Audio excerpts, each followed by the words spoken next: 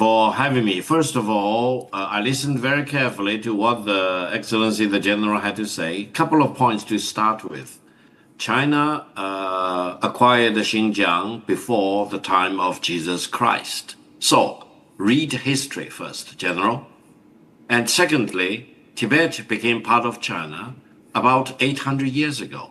Again, read about history. When you talk about invasion of Tibet, it's not done by China. China and Tibet became one country about 800 years ago. That's the basic historical facts you need to study. I know you studied the military, but studying military without historical context will not make you a great military leader. That's the first point. The second point, you talked about China and Pakistan. China-Pakistani friendship and cooperation are established on solid rocks. It will never be shaken by any force in the world.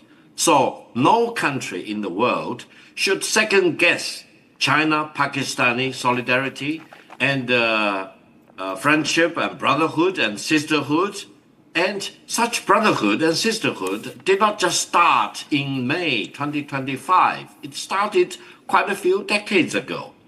The Pakistani side and the Chinese side jointly produced the military planes, and the Pakistani side has the full benefit of all the military advances that China has made over the decades. So don't pretend to be surprised if China and Pakistan closely cooperate in defending the legitimacy of Pakistan, in defending its sovereignty and territorial integrity. Now, you talked about terrorism. I personally condemn terrorism of all colors and shapes and forms. And we need to deal with the fundamental reasons for terrorism. But whenever there is a terrorist attack, you cannot just jump the gun and jump to the conclusion that accusing a certain other country as sponsoring the terrorist attack.